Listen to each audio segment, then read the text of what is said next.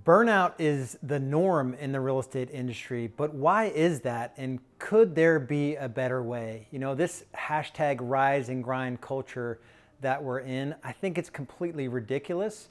And especially in real estate, it leads to, missing out on things that matter more than selling the next home.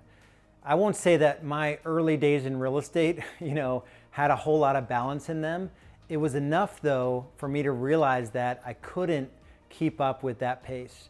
In 2007, my first year in real estate, I sold 27 homes, working every bit of 7 days a week. My son Anders was born in November of that year.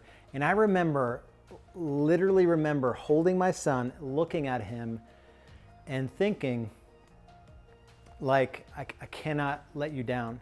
I left a pretty cozy corporate job to get into real estate, and I went from making a couple $100,000 working no more than a 40-hour work week to working 70 hours a week, 7 days a week. And that first part year in real estate, I made $14 an hour. I'm not kidding, $14 an hour. And I was totally burnt out. And so I had to look for a different way to do it. I didn't have time freedom. That was the thing I was looking for when I left my corporate job. And there just had to be a different way to go about it. Make sure you stay tuned to the end of this video.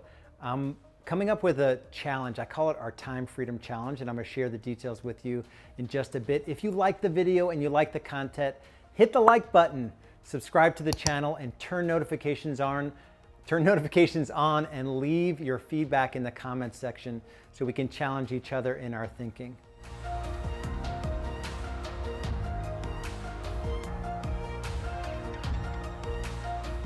So now that we admit we have a problem, what can we do about it? What are the few things that we can work on to break this cycle of burnout? I've been there, I feel your pain. You may be at the point where you may be getting out of real estate or thinking getting out of real estate, or you might be running a good sized real estate team, but it's set up the wrong way and you're working more than you used to when you had a small team or you were a solo agent, or the stress is completely unbearable. The first thing that I challenge you to do is to take care of your physical body. And there's 4 things that I focus on consistently, and I'm not preaching at you. I've just learned that when I take shortcuts in these 4 things, I'm just not where I need to be physically, and I'm not energetic. I'm not bringing my best self to my business. And at the end of the day, I'm not a good dad. I'm not a good husband, and I have no margin, to be anything else except super tired and ready to go to bed. So the 4 things in your physical body are hydration, sleep, exercise, and diet. And there's nothing fun about most of them. And I wish there was a simpler way, a more direct way to be physically energized consistently throughout the day, throughout the week, where you can achieve at a high level. So some of these things, you may be off the rails. You may be sleeping 4 hours a night. You may be drinking a gallon of coffee a day. You may be, eating like crap consistently and never working out. I challenge you in each of those areas to take just one step closer, to forming habits in those areas. I use a simple app on my phone called Strides, and there's nothing magical about it. I just identify the habits I want in my life, and then every day I just say whether I've done them or not. There's no judgment. I don't shame myself if I didn't do them.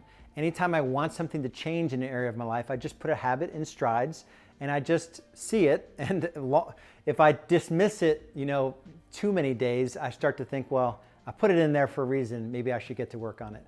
So your physical body, it has to start there. And just sleep, hydration, diet, and exercise. So now that we've taken care of your physical body, let's talk about the business itself.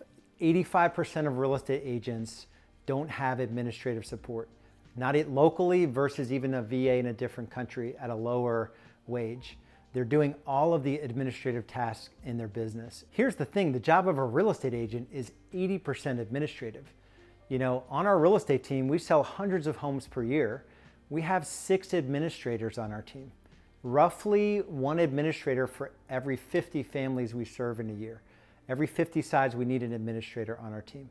And if you want to sell 50 homes or 100 homes or 150 homes and not work, multiples of the hours you're working right now, you have to consider the areas of your business where you can use a little bit of leverage. Where can I build a system and have an administrator take over that system? Our last 2 hires in Real Estate B School were VAs, and they were hired both out of the Philippines, both for less than $6 an hour. And they're full-on, full-time team members that are having just as much impact as other members on our team. And so this belief system around I can't afford an administrator, I think you're kidding yourself to think that there is opportunity to bring someone on to help you with administrative tasks, to organize your email, to keep your calendar, to help you process paperwork or get packets ready for buyers or sellers, or to help in all your marketing, your listing, coordination, all those different things. There are tasks that you can offload, delegate so that you can elevate in your business. And then the last thing I would tell you and challenge you to do is have a planning system. And this is pretty basic. You would think it's common knowledge. If you're saying you want to achieve at a high level in your business and you don't have an actual system to get you there, we use a system called the Business Freedom Planner, and I use it myself personally. We created it based on all of the years of failure and success, the good, bad, and ugly of everything that we achieved as a business went into this Business Freedom Planner. And it allows us just to break down, you've probably heard me say it before, a 3-year vision, a 1-year plan, 90 days at a time, the monthly, weekly, daily, hour by hour cadence that you need to be able to just make better decisions and to attach the thing you're doing right now to the vision you have in the future. I was willing to show homes an hour and 15 minutes away from my house back in 2008, 2009, because I knew I was building a system to help buyers that one day I wouldn't have to be the person doing that thing. And so challenge yourself, to think differently, but also to make sure you have an actual system in place where you're moving closer to doing the things that are worth more money in your business. So you're able to elevate out of the things in your business that you don't love to do.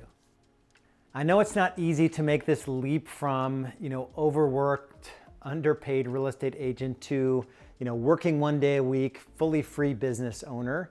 And so a lot of times we see that gap and we just get discouraged. And so my encouragement today is wherever you are in your journey, it is the same question I asked myself back in 2007, 2008. I was 7 days a week.